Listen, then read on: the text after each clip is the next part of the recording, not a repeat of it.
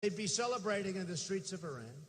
The negotiators, and as Obama would say, the supreme leader, would stand up at the podium and essentially say that the United States has really, really, really stupid leaders. You know, if I were doing a deal and somebody said the kind of things that they said about Kerry and Obama and all of us, because sadly we're into the category, I mean, they're representing us, I would never go back to the table. You don't go back. Now, in the case of the prisoners, they should have said, fellas, we want the prisoners, release them now. This was 3 years ago. Release them now. You don't need them. You don't want them. Your people don't even know you have them. Release the prisoners now. It'll be good for the deal. It'll set a good tone, really good tone. Release them now. They'll say, no, we won't do that. And I'll say, bye-bye, and I'll leave the room. I'll then double up or triple up the sanctions. I guarantee you within 48 hours, they will call and they will say, we are going to release the prisoners, but we're not doing it because of a threat. You know, yes, okay. We're not doing it because of a threat, but we will release the prisoners. And I'll say, thank you very much. Now we start negotiating. Then I'd say, listen, one thing you're not going to get is we're not going to give you $150 billion. We're not giving it. Too much money. Too much money. Too much money.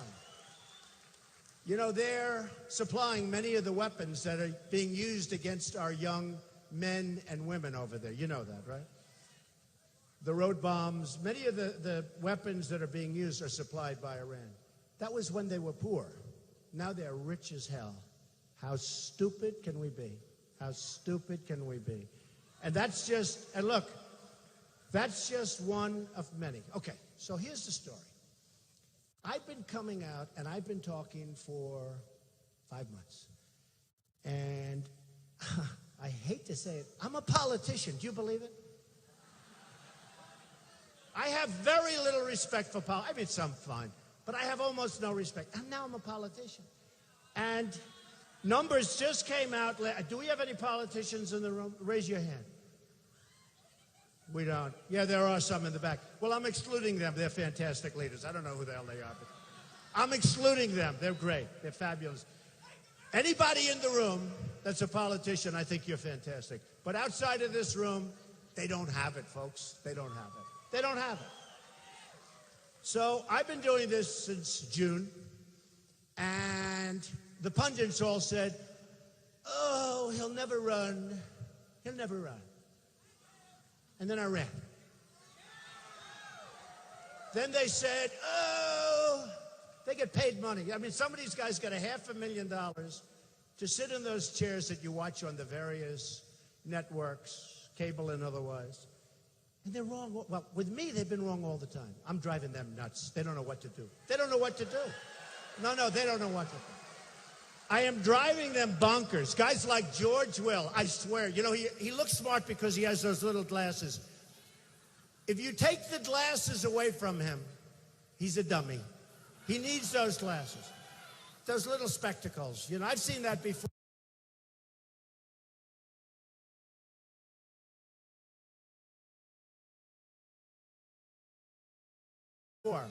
Hey, who else used glasses? Perry used glasses, right?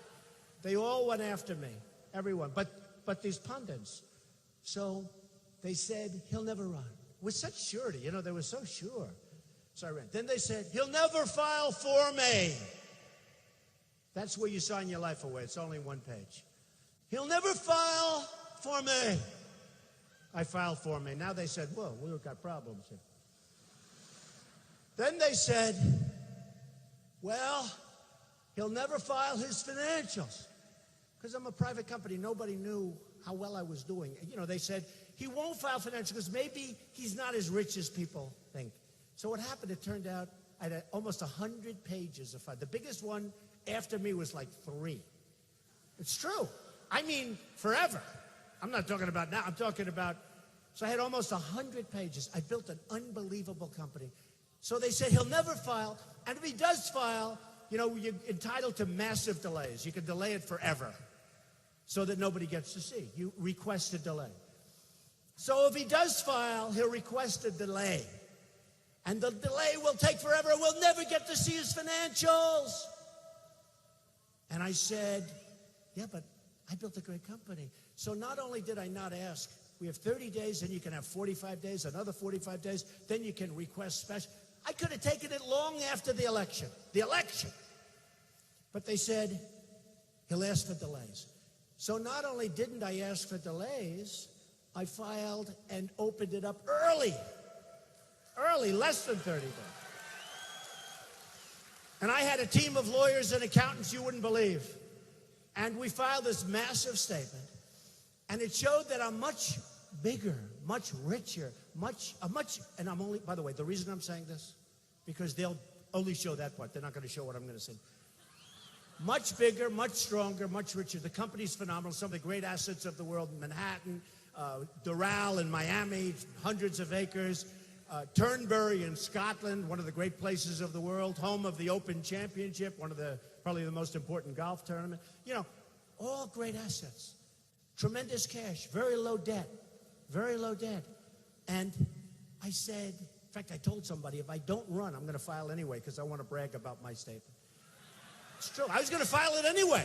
People don't know. You know, these guys said he'll never file. Maybe he's not as rich. So it turned out much richer, much, by 2-3 times what they thought, and even a better company. So now they said, oh, we have a problem. And the reason I tell you the last part is because that's the kind of thinking, that's the kind of mentality, whether we like it, what's in there or not, that's the kind of thinking and mentality that we need in our country. We need that. I didn't want to do this. You know, I have a nice life. I live nicely. I have a wonderful family. Did anybody see Barbara Walters last night? Hey, how nice. How nice was she? Barbara Walters did a big special, a 1-hour special last night on my family and myself, and it was really nice. So it was really great. It was really great. Now, they do it because it's going to get good ratings, I have to tell you. They don't do it for my health. But she was great, and she's a legend. She's probably the greatest in the history of television, greatest female, greatest woman, in my opinion, in the history of television. So she called, she said, would like to do a whole big profile, a 1-hour profile. So those of you that didn't get it, I don't know how the hell you see it. It's already over, right? But you'll see it. It'll be around. But it was great. I think it was really very successful. So what happens is we really need that ability, because we have to take our country back. We have to bring our jobs back. We have to bring trade back. We have to repeal Obamacare. We have to replace it with something great. We have to. We have to establish borders, and we have to build a wall. We have to. And we will. And it'll be a great wall. It will be a great wall.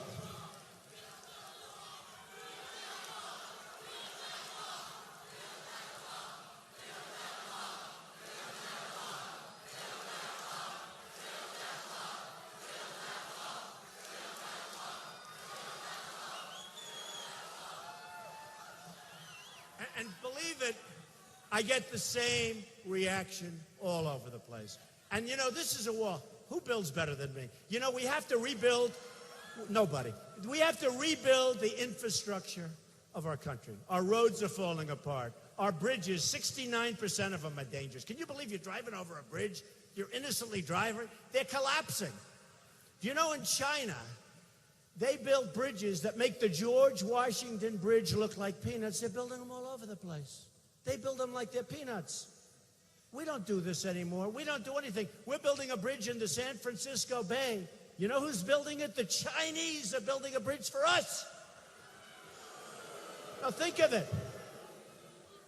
With massive cost overruns. Massive. They don't know what to do. And this is what's happening. So we're bringing our country back. So what's happening is, until the attack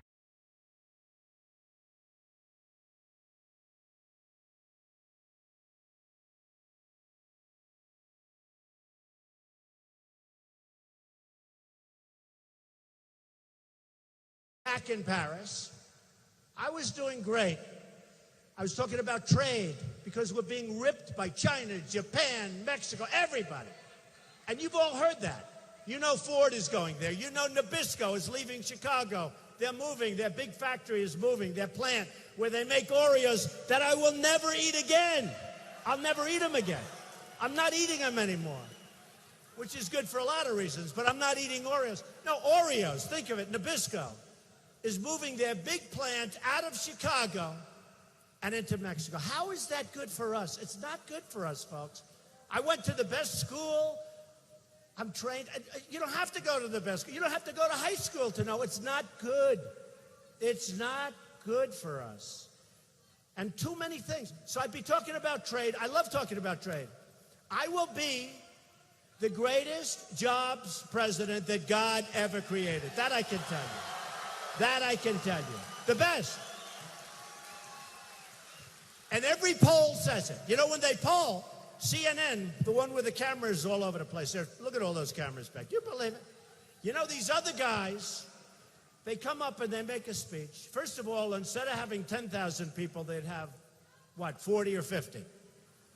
On a football day, they might have none, but they'd have very few. They would have none of these guys back there. Look at all those guys. Highly paid guys, of which I think 25% of them are good people, okay? But look at all, no, seriously, look at them. But so many things happen. And when they make a speech, nobody cares. So they go around, make the same speech over and over and over and over. And nobody cares. And it's a different group of 30 to 100 people. I made a speech in New Hampshire recently. I had 4,500 people, only determined by the size of the room. I had 4,500 people. Jeb Bush, no, don't be mean. Jeb Bush was right down the road. He had 121 people. And you know what? My audience was energized, and his audience was like on Sominex. His audience was sleeping. We're doing great. It's the same. It's a message. But here's what I've been focused on. I've been focused on trade because I don't want to be ripped off anymore. And we have somebody from Time magazine here. They want, I was on the cover recently. Now they're here again. So I assume they're considering me for Man of the Year. But it's you people. I assume. I don't know. I say there's no way they give it to me. They can't. Because mentally they can't. They just can't. They can't do it. Even if I deserve it, they can't do it. You know, when I had The Apprentice, it was the hottest show. That first season, second season, third. And everybody said, oh, Trump is going to get the Emmy. It's easy. He's going to get the Emmy for The Apprentice. And by the way, they renewed it for 2 more years, and I said, I'm sorry, I'm not doing it. I love The Apprentice, but I can't do it. But everybody said I was getting The Apprentice. And we went to the Emmy Awards, my wife and I. And they said, ladies and gentlemen, the next is for reality television. It's been a spectacular show. He's a spectacular host. It's been an amazing year. And I stood up and started walking because I figured there was nobody even close. And they said, the winner. I had already stood up. I felt like a schmuck. They said, the winner is Amazing Race. I said, Amazing Race? That's a terrible, it's nothing. It's nothing. I killed it. But that's the way life is. Same thing with Time magazine. So who knows? Maybe they'll surprise us. I know one thing. They'll sell a lot more magazines, and that could play into their thing. We'll see. So I've been going around, and I've been having the biggest crowds by far. No, by the way, Bernie's crowds are tanking big league. Nobody cares anymore. No. Bernie Sanders he was second. I was by far first. You know, in Mobile, Alabama, we have a lot of people here. But in Mobile, we had 35,000 people. But in all fairness, we didn't have football games all over the place. But Bernie Sanders, he blew it when, during the first debate, he looked at Hillary and he said, oh, the emails, it's wonderful, it's fine. So he got a 20-second soundbite. He got some applause. And guess what? He's gone. And now it's a whole different thing, which is good because, honestly, even as a candidate, he'd be so easy to beat. She's going to be easy to beat. But I'll tell you, because number one, she doesn't have the strength and she doesn't have the stamina, and we need a president with unbelievable strength and stamina. And Hillary does not have it. She doesn't have the strength or the stamina. And Bernie Sanders, I mean, he's over. He's over. And how about the other guy, O'Malley? His credentials. He's the mayor of Baltimore. Okay, he did a great job in Baltimore. He's the mayor. Then he became the governor. He was a third-rate governor. But he was the mayor of Baltimore. Now I'm going to decide to run for president. That's what we have. These are professional politicians. All they're good at is running for office. That's all they're good at. They run, they win, they lose, they run, they just run. That's all they do. I'm against it right now. And I have to tell you, some of the people that I'm running against, I like and respect. Some of them I like and respect. Some of them should not be there. Some of them should not be there. Do you want to know who? No. I don't want to do it. I want to be nice. I said to myself, I'm going to be nice today. You know, I told a lot of the people backstage, I met some of the really great people backstage. We were taking pictures, having a lot of fun. I said, I'm going to be nice today. I'm not, I said it. I'm not going to call Jeb Bush low energy. I'm not going to repeat it. I'm not going to say that Marco Rubio is a lightweight. I said I'm not doing it. I will not do it. I said that I will not say that Ben Carson last week was a bad week because his top person and his top consultant said he's incapable of learning about foreign policy. That's a bad thing. And I won't say that he said in his book that he suffers from pathological disease. I said I'm not going to say it, so I'm not saying it.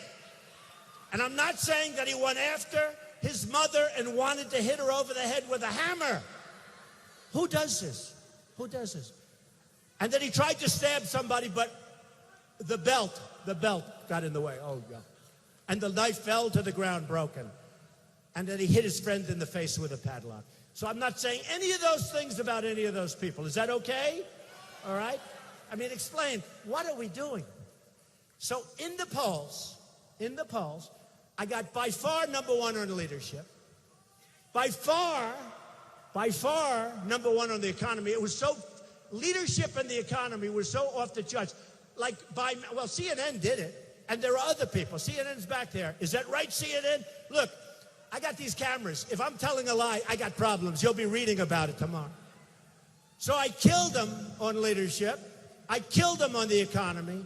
Killed them on the military and who's going to protect from ISIS. Oh, I'll be so good for you. I'm going to make our military so powerful, so strong, so strong.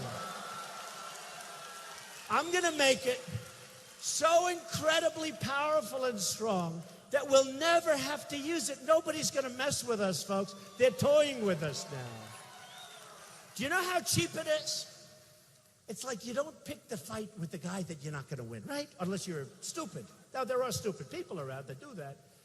We're going to be so powerful. Do you know how cheap that is?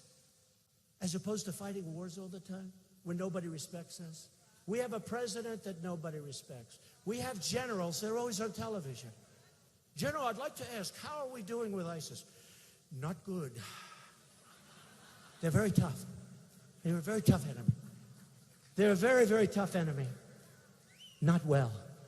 Well, General, can we beat them? I don't know.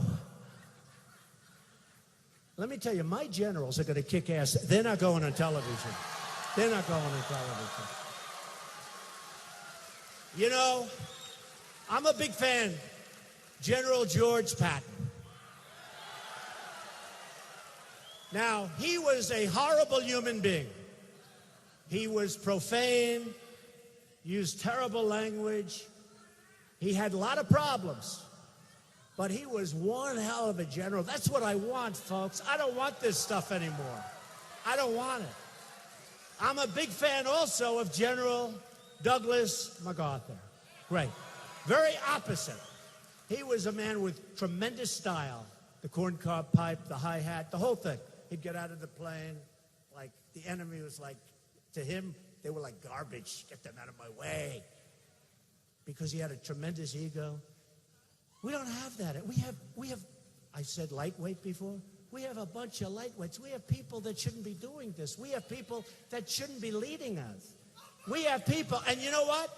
In our services, I will find the general.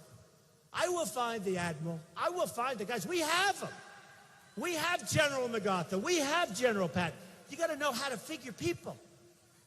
We put people because we had one general who was really tough. I won't say his name, but he got fired because he was very, very nasty. He wasn't politically correct, and everybody said he was our best general, and he used foul language all the time. And he got fired because they interviewed him, and he was cursing all over the magazine. Bring him back. We might. Hey, guy says bring him back. That's very good. But that's what we want. It's like, again, I can be more politically correct than anybody that lives on Fifth Avenue or Park Avenue, much of which I built, by the way. You know, look, I have a better education than almost all of these people. You know, I saw the other day, I think her name is Cokie Roberts. What a lightweight. She was on Morning Joe. Morning Joe was saying how well Trump is doing in the polls. Well, I don't know. And then I'm saying to myself, you know, they talk about these people as intellectuals. I'm much more of an intellectual. I'm much smarter than them. I mean, other people that are running aren't. I went to better schools generally. I went to the best schools, so I did well. But I'm smart, and I have, in my opinion, a much higher aptitude. But then I hear them say, well, you know, the intellectual elite of Washington, there's no intellect. They're not even smart people, most of them. They're not even smart people. And the reason I don't believe too much in political correctness is because it takes too long. We don't have time to be politically correct. We got to kick ass and get our country going again. We have to do it. So, and we're doing well. So last night, late, a great poll came out. Reuters. Can't do better, right? Reuters, that's big stuff. They don't know me. In fact, they usually write bad stuff about me. They don't even like me, right? So, you know, Reuters, they all write bad about me. They love to write bad. The good stuff they don't want to write. I say, what about that story? No, we don't want to write that. One group, Associated Press, guy calls, he goes, we're doing a story on 4 deals. And the story is going to be this. And he writes up, we're doing a negative story. Actually, there were 4 deals that weren't great, but I made a lot of money with them. That's not bad. So I said, what about the good deals? You going to do it? No, we're not interested. I made hundreds, and I have 500 companies. I made hundreds and hundreds of good deals. Hundreds. Even Time Magazine, I was on the cover a month ago, and they put some bad deals. I said, why do you do that? Why don't you put the good deals in? They don't want to do that stuff. I don't know why. I actually think it sells better. So you make hundreds of good deals. You build up a tremendous net worth, and they want to write about a couple of deals that weren't so good, that I was very tough on, and I beat the banks. I beat those banks so badly. Oh, they have headaches. And you know what? That's what we want, I think. And by the way, just so you understand, these bankers aren't like, you know, you think of the banker controlling the little old woman's money. It's not that way. These are vicious, sometimes vicious, terrible people. So you got to win. So what happens is Reuters last night comes out with a poll. Trump, 38.8.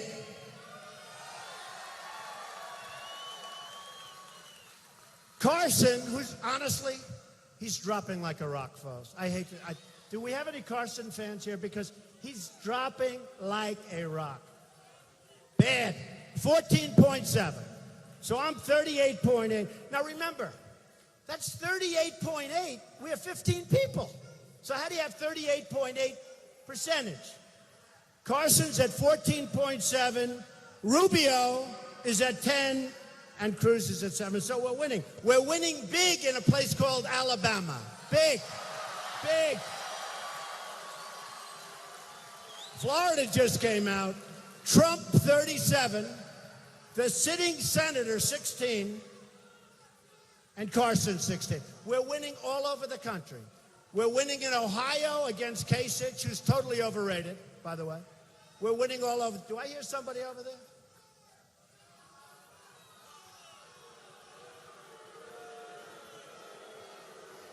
You know, you have one guy over there shouting.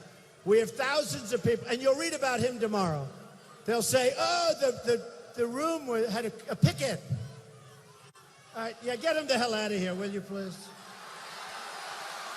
Get him out of here. Throw him out. No, we had it the other day. I got criticized. We had it the other night. I had a lot of people, and one guy who was seriously obese. He complained when I mentioned that food stamps, we have a lot of people on food stamps. And the guy went crazy. And they said that wasn't politically correct. Who cares? We all have a weight problem. Yeah, you can get him out. Yeah, get him out. Get him the hell out of here. Get him out of here. Get out. Get him out of here.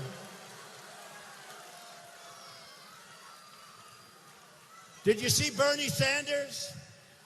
See, he was politically correct. Two young women came up to the podium. They took over his microphone. I promise you that's not going to happen with me. I promise. Never going to happen. Not going to happen. Can't let that stuff happen. So what's happened then is I've been talking about trade. I've been talking about all of the different things, much of which you've heard. And then a week ago we had the horrible incident in Paris. And you know what? My whole speech changed. And now it's about security. It's about borders. It's about protection. It's about a lot of things. I'll take care of trade. I can do that out of my back pocket. I'll take care of trade. China will not be taking advantage of us any longer. Japan will not be taking advantage. We have a $400 billion trade imbalance each year with China. Not going to happen. But what has happened is the conversation has changed. And people are now very much involved with ISIS and Al-Qaeda and all of the things that we're going through. And we're going to do things that are very smart. And what happened really, people said, I wonder, will this affect Trump? Because number one, they thought maybe this would affect me. And you know what? It has affected me. We've gone way up. We've gone way up. Because people know that I'm going to protect them. I'm going to protect them at the borders. I don't want the people from Syria coming in because we don't know who they are. We don't know who they are. And I don't want them coming in.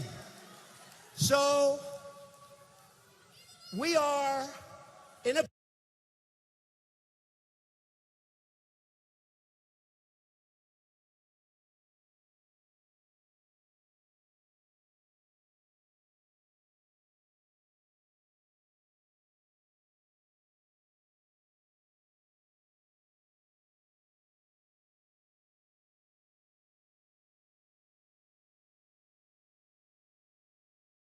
position now where when we complete it, our country is going to be greater than it's ever been. We have to move quickly. We have to move quickly. We can't afford to lose another election. We can't afford weak people. I think I'm a very nice person. I think a lot of people think that. People that know me think it. I do. I pride myself on it. But this time, it's not about nice. This is about real competence, because we have to bring our country back. We have to bring it back. Today, in the New York Times, they had a report on the front page that was false. Really false. That was today. Hey, you want to see something funny? Look at those cameras. They're turned around. They're following the few people that are being thrown out. Now, here's the story.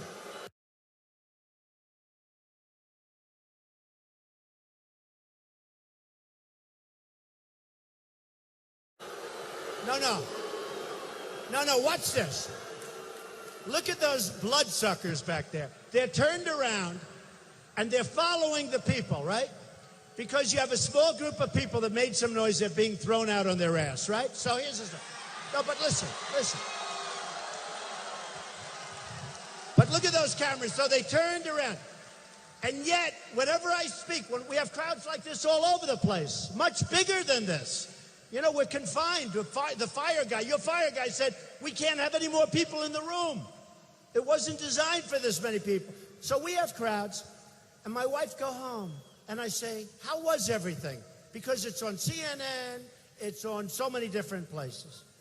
It's on OAN, right? OAN's very good. They're good. It's on all of them, Fox, everything. So I say, did you see the crowd? She goes, no.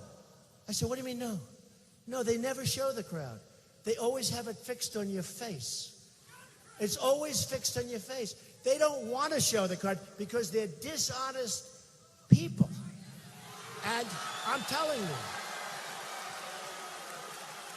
No, they're dishonest people. The media is so dishonest. Like the story on the front page of the New York Times today. Front page. I love being on the front page. You know, I'm from New York. New York Times front page. But it's a false story. And Breitbart wrote it correctly, and now the Times are suffering. But they write false stuff. And that had to do with whether or not we register people. Okay? And I want those people coming in from Syria that Obama wants to let in, that people are fighting, but the Republicans so far have been very ineffective with their fighting. They've been, you know, it's funny. We finally win the Senate. We have the House. Nothing happens. It's always the same. We don't have the victories. We don't have the victories. So what happens is they write false stories, and in this case, they got called on it by a lot of people because, I mean, you know, you can only go so much, okay? But these guys tell me, no, we have to have it affixed. Because they can't. I say, why? And then sometimes I'll say, in Oklahoma, we had 20,000 people recently in a field. It was supposed to be at a hotel, then the convention center. We had to go to a field because there were so many people. We had 20,000 people in Oklahoma. Good football place, too, by the way. Pretty tough football place there. So what happens, I said, fan the place. They refused to do it. The camera stays on me. I said, fan them. They refused to, every one of them, they refused to fan. Every one. And now I'm looking, and there's a few people that were shouting that got thrown out of here, and I see all the cameras are turned. So they can turn the cameras. These are just lying people. They're bad people. The press is really bad. Fan the cameras over here, fellas. Fan the cameras. Show them. Look, they don't do it. They don't do it. They don't do it. They're very dishonest people. I tell you, you don't know. They don't do it. You'll go home, you'll watch on television, you wouldn't know if there were 10 people in this room or 10,000 people in this room. They don't do it. Fan the room, fellas. Go ahead. Fan the room. Look, they don't do it. They don't do it. Because they're really dishonest people. Now, 2 minutes ago, those cameras were turned all the way to the back of the room where the other people belong. They were terrible people. They're in the back, and they're fanning, and they're showing it. It's disgusting. Be ashamed of yourselves, fellas. Be ashamed of yourselves. So now what happens is yesterday, some little wise guy, he looked like he was 12 years old, he's got a camera. I'm signing autographs. And I'm going like, he's asking me questions, talking about the wall. We're going to build a wall. We're going to build this. And I'm signing autographs, and there's music playing in the background. And I'm leaving, bing, bing, bing, signing. And this little wise guy sitting there, and he's asking me questions. It's not even important. Then I said, who are you with? He said, NBC. Once he said that, I didn't bother answering anymore because I know. Although they did do me on Saturday Night Live, and they were good. How about the other guys? How about the other guys? They now want equal time, okay? Like Pataki. Pataki wants equal time. Not going to help. He's got 0. They could give him 12 Saturday Night Lives, an hour and a half a night. Not going to have any impact. He'll still have 0. But that's what they want. So the database. I said, yeah, that's all right, fine. But they also said the wall, and I said the wall, and I was referring to the wall, but database is okay.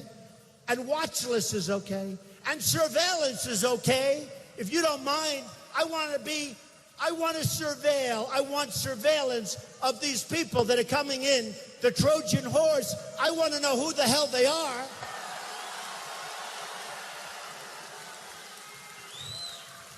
And the biggest story yesterday, the biggest, was Trump wants database on Muslims.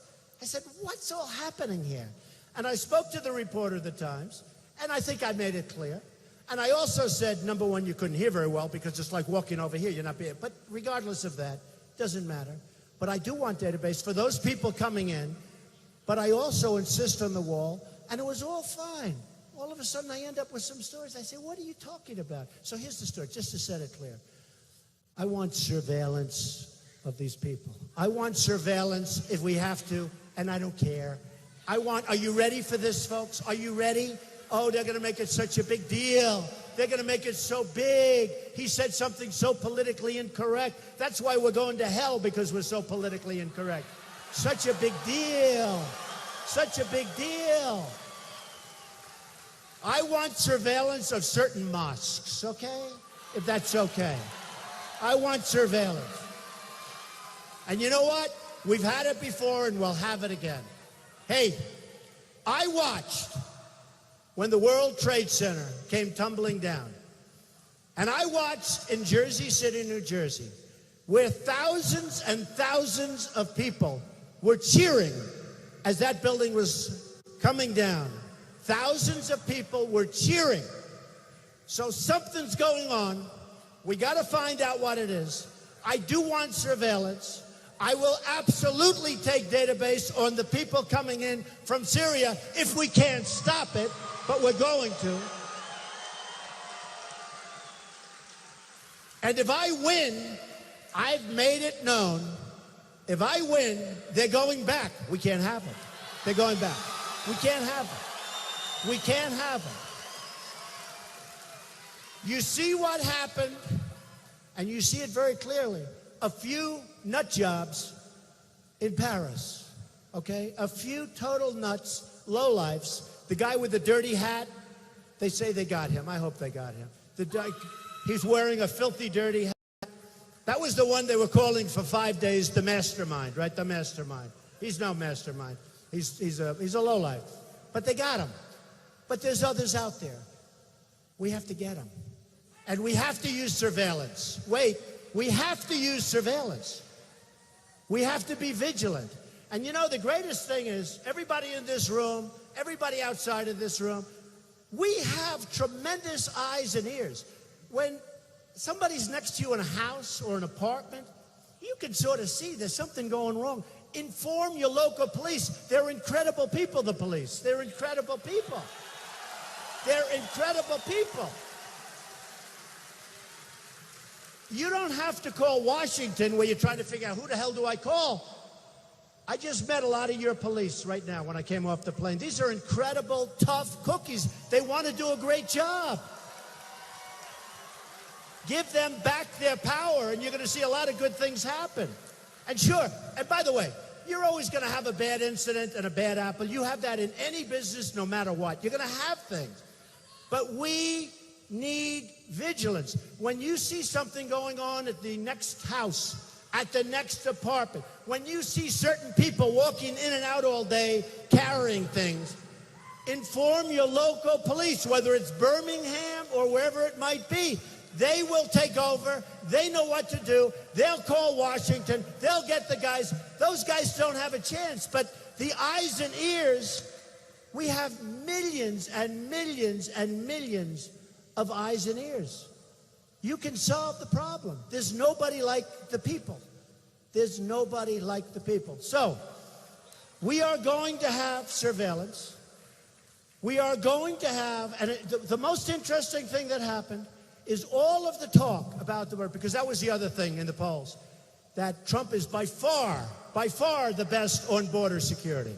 So that's why when Paris happened, the attack in Paris, that's why I went up, because people said he's the only one that says it like it is. So I went up, and believe me, you're going to be really secure. You're going to be more secure than even you know and your fans, okay? You're going to be secure. We're not playing games. We're not playing games. We will not be playing games.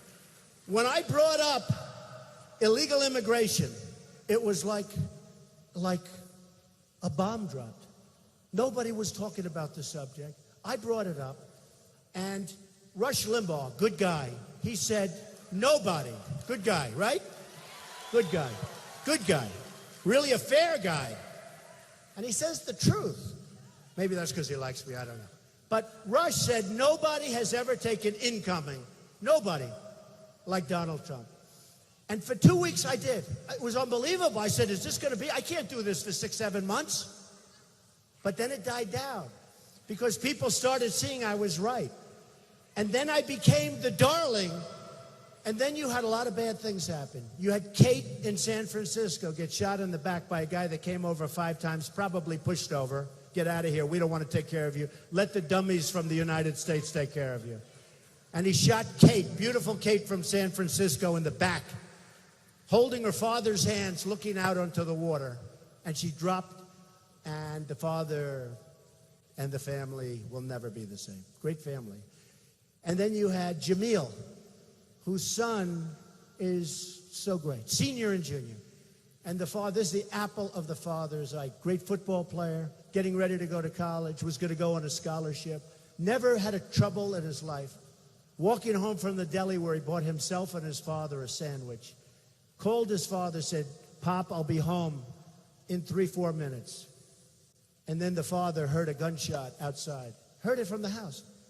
And he knew immediately there was a problem. And he ran out, and his son was laying on the street, almost dead, with bullet holes in his head, with his hands blown off, because he was lying down going like this, and his hands were blown off because it was a .45.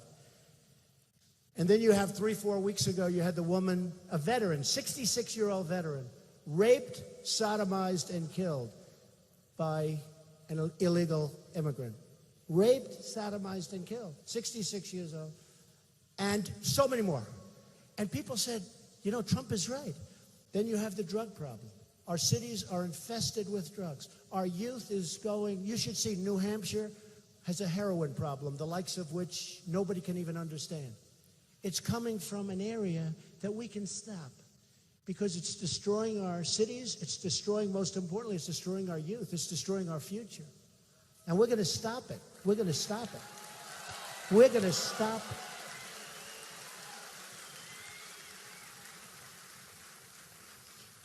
So all of the other things that I usually talk about is now, they're all very important. Don't get me wrong. Obamacare we mentioned. Trade we mentioned. All of these things, they're all very important. Jobs we mentioned. I'm going to create so many jobs. We mentioned. But let me just tell you, but what we're going to do is we're going to be vigilant at our borders. And we're not letting people come into our country unless they come in legally. They've got to come in legally. They're going to come in legally or they're not coming in at all. And we're not going to be the stupids anymore. We're the stupids. We're known as the stupids. We're the anchor babies. A person has a baby. She walks across a line. She has the baby in the United States. Now we have the baby. 14th Amendment. Except for one thing. They didn't read the 14th Amendment right because it doesn't say that. It doesn't say that. It doesn't say that. And for years I've been hearing it did. But for years, I've been building buildings and created jobs. I've created tens of thousands of jobs. I've been doing jobs. So I never really gave it that much thought. But now that I'm doing this, I want to make our country so great. Now that I'm doing this, I said, it can't be right. Now, if somebody has a baby in Mexico, they walk across. First of all, they couldn't walk across the border. Okay? They'd be out of there so fast. But if they did, and you said, oh, my baby's now a citizen of Mexico, they would laugh at you. They'd throw you the hell out like a dog. And by the way, that's true with almost every country.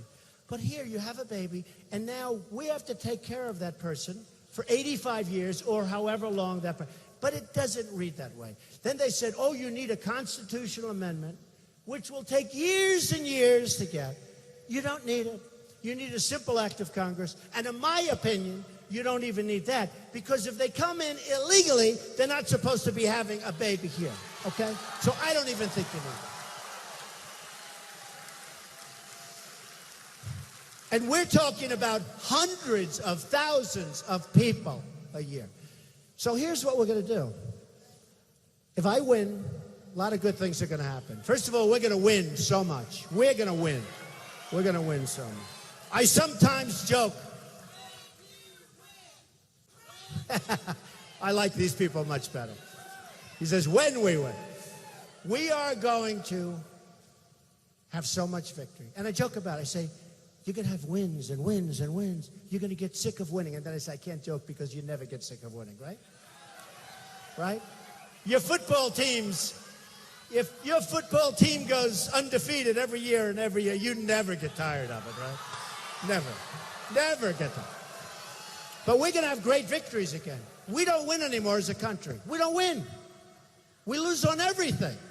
We lose with ISIS. We lose with everything. We lose with trade. We lose with health care. Have you seen the premiums on Obamacare? Up 35, 45, 55%.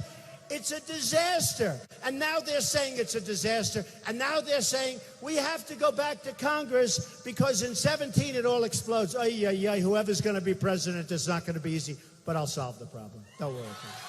Don't worry. But it's not working. So just to finish off, and I give you my word, I am going to work so hard. I'm self-funding this campaign. I'm the only one. I'm the only one. I'm the only one. I don't know if that's a big deal to a lot of people.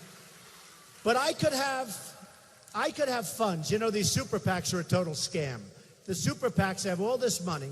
They'll do negative ads on me all over the place. A lot of them will be false ads, so I'll sue. But by the time I end up winning, what happens is it's too late. The election's over. So what do I get? The super PACs are a scam. They have total control over the candidates. They do whatever the person that puts the money up wants. If a man owns a company in China and he gives money to a super PAC, Jeb Bush was over as an example. I don't want to keep using his name, but he's so easy. He's so easy. No, Jeb Bush was over in Germany, or his people are over in Germany trying to... Well, then you'll see a German company has gotten a big approval from the United States. That's what happens. Folks, I know the lobbyists. They've worked for me. Nobody knows the game better than I do. I don't want anything. I work for you. I work for you. I work for you. I don't want anything. I don't want anything. We're going to do what's right for the country. We're not going to let Mexico take our car business, which, by the way, they're going to become the car capital of the world pretty soon. Ford is building a massive plant there. Others are building massive plants. We don't even fight. We don't even fight. You have corporate inversions, which, by the way, the other candidates don't even know what it is. But essentially, companies are leaving the United States and going to other lands, to other countries. And they're dropping thousands and tens of thousands of jobs. And now it's starting to get bad. And under my tax plan, where I'm cutting everybody's taxes, big league, and we're cutting corporate taxes. We're the highest taxed nation in the world. Under my plan, we'll be one of the lowest, and we're going to be a dynamic economy again. We're going to be dynamic. And we're going to bring back those trillions of dollars, trillions that companies can't get back. They can't get it back. They can't get it back because the politicians, they all agree it should come back, but they can't make a deal because there's gridlock in Washington. So we're going to bring it back, and that money's going to be put to work here, and we're going to do things. So what you're seeing, and a friend of mine called me up. He said, it's unbelievable what's happening. What you're seeing is a movement. This isn't about me. What you're seeing is a movement. No matter where I go, it's the same thing. It's the same love. There's like love in the room. It's love in the room. Look at all the people. It's love in the room. And the American dream, and I say it, the American dream is dead, but we're going to make it bigger and better and stronger than ever before. And we are going to make America great again. Thank you. I love you. Thank you. Thank you. Thank you, everybody. I love you. We're going to get it done. Thank you.